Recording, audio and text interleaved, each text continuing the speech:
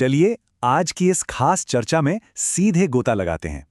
आज हम ये समझने की कोशिश करेंगे कि कैसे एक ही क्षेत्र ने भूगोल, बेहतरीन रणनीति और अपनी प्रचंड महत्वाकांक्षा के बल पर पूरे प्राचीन भारत में अपना पूर्ण दबदबा बना लिया था।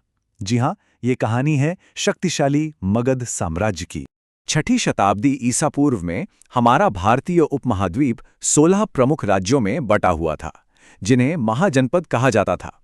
लेकिन यहाँ एक बड़ा दिलचस्प सवाल उठता है, आखिर इन 16 महाजनपदों की रेस में सिर्फ मगध ही पूर्ण सर्वोच्च शक्ति कैसे बन गया? उसके पास ऐसा कौन सा गुप्त फॉर्मूला था जो बाकी किसी के पास नहीं था? हमारी आज की रूपरेखा कुछ इस तरह रहेगी। सबसे पहले हम मगध के भौगोलिक वरदान को समझेंगे, फिर हर्यक वंश की वैवाहिक कूटनीति, अजातशत्रु के विनाशकारी हथियार, शिशुनाग की बदलती राजधानियां और अंत में नंद वंश के खौफनाक आतंक पर बात करेंगे। तो चलिए शुरुआत करते हैं हमारे पहले भाग से, मगध का भौगोलिक वरदान।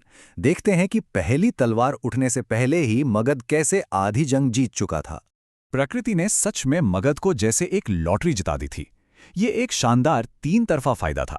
गंगा, सोन और गंडक नदियों के जाल ने व्यापार और उपजाऊ मिट्टी से अपार धन दिया। छोटा नागपुर के पठार से मिले लोहे ने अजेय हथियार और खेती के मजबूत उपकरण दिए। और सबसे गजब की बात, सिंहभूम के जंगलों से मगध को मिले विशाल युद्ध हाथी, जिन्हें हम प्राचीन दुनिया के अभेद्य टैंक कह सकते हैं।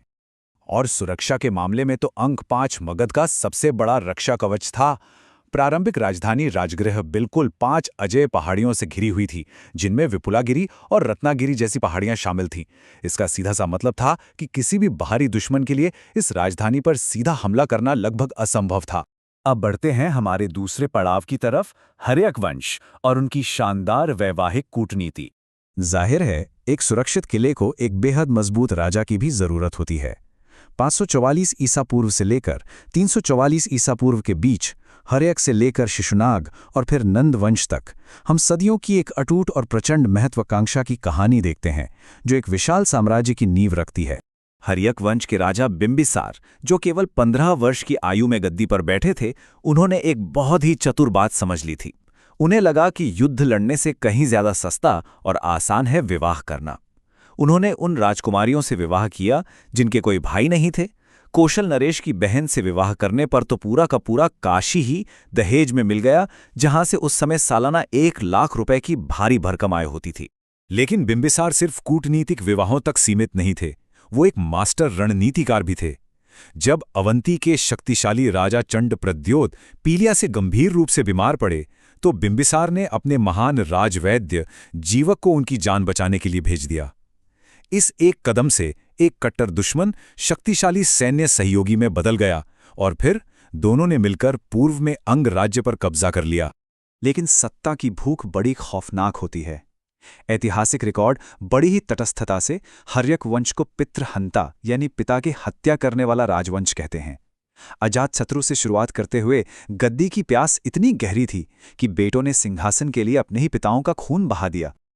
और यहीं से हमारा तीसरा भाग शुरू होता है, अजातशत्रु के विनाशकारी हथियार। अपने पिता को हटाकर सिंहासन पर कब्जा करने के बाद अजातशत्रु ने प्राचीन युद्ध के तरीके को पूरी तरह से बदल कर रख दिया। वैशाली की अभेद्य दीवारों को तोड़ने के लिए उसने 2 ऐसे विनाशकारी हथियार बनाए जो किसी आधुनिक साइंस फिक्शन फिल्म के दृश्य जैसे लगते हैं।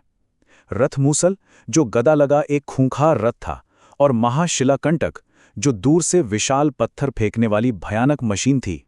अगर दोनों की तुलना करें तो एक बड़ा नाटकीय बदलाव साफ दिखता है। एक तरफ पिता बिंबिसार, जिसने कूटनीति और विवाह से साम्राज्य बनाया, और दूसरी तरफ बेटा अजातशत्रु, जिसने जासूसी, लोहे की ताकत और विशाल पत्थरों को फेंकने वाले हथियारों से उसी साम्राज्य की जड़ों को खून से सींचा। अब आते हैं हमारे चौथे हिस्से पर, शिशुनाग और बदलती राजधानियां। जैसे ही हरेक वंश अपनों के ही विश्वासघातों के बोझ तले ढह गया, शिशुनाग नाम के एक मंत्री ने सत्ता अपने हाथ में ले ली। तेजी से बढ़ते साम्राज्य पर पकड़ बनाए रखने के लिए राजधानियों का जो खेल शुरू हुआ, वो किसी शतरंज से कम नहीं था। राजगृह से पाटलिपुत्र, फिर वैशाली और वापस पाटलिपुत्र। शिशुनाग के आते ही मगध की सीमाएं अचानक से मानो विस्फोट के साथ पहाड़ की ओर फैली। मालवा के पठार से लेकर पूरे बंगाल तक साम्राज्य का विस्तार हो गया और कभी बेहद शक्तिशाली रहे अवंती राज्य का तो पूरी तरह से नामो निशान ही मिटा दिया गया। लेकिन सत्ता का ताज हमेशा कांटों भरा होता है।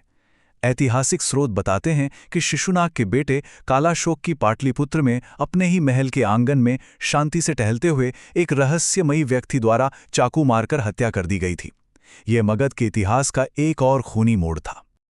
और यहीं से पर्दा उठता है हमारे 5वें और सबसे खौफनाक अध्याय पर, नंद वंश का आतंक। कालाशोक की हत्या करने वाला वो शख्स कोई और नहीं बल्कि महापद्म नंद था। पुराणों में उसे उग्रसेन या दूसरा परशुराम जैसी भारी भरकम उपाधियों से नवाजा गया है। सत्ता को पूरी तरह अपनी मुट्ठी में करने के लिए उसने अपने सभी प्रतिद्वंदी योद्धा वर्गों यानी क्षत्रियों का बेहद क्रूरता और व्यवस्थित तरीके से सफाया कर दिया।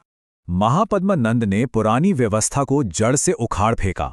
उसने आसपास के सभी राज्यों को एक छत्र के नीचे ला खड़ा किया और खुद को एक राट घोषित किया। कलिंग से जिनकी मूर्ति लाना हो या एक विशाल खौफनाक सेना खड़ी करना, उसने सच में मगध को एक अलग ही अजेय ऊंचाई पर पहुंचा दिया। हालांकि ये सारी मेहनत उसकी सबसे छोटे बेटे धनानंद ने अपनी मनमानी और अहंकार में डुबो दी। भारी करों से जनता त्रस्त थी और धनानंद ने इस खौफनाक सच को पूरी तरह से नजरअंदाज कर दिया कि ठीक उसी समय 326 ईसा पूर्व में सिकंदर महान की सेनाएं भारत की सीमाओं पर पहुंच चुकी थीं। और फिर एक दिन अपने अहंकार के चरम पर धनानंद ने भरे दरबार में तक्षशिला से आए एक विद्वान का सरेआम अपमान कर दिया। वो विद्वान कोई और नहीं बल्कि चाणक्य थे, जो दरअसल उसे यूनानी आक्रमण की चेतावनी देने ही वहां आए थे। इस एक अपमान ने प्रतिशोध की एक ऐसी चिंगारी को जन्म दिया जिसने आगे चलकर इतिहास के सबसे महान मौर्य साम्राज्य की नींव रखी। तो सोचने वाली बात यह है, सदियों तक क्रूर युद्धों और अपनों के ही खून से बचे रहने के बाद क्या अहंकार का वो एक क्षण नंद वंश के पूर्ण विनाश का अंतिम कारण बन गया? इतिहास के पन्नों में ज्ञान और सत्ता के बीच का ये टकराव हमेशा याद रखा जाएगा।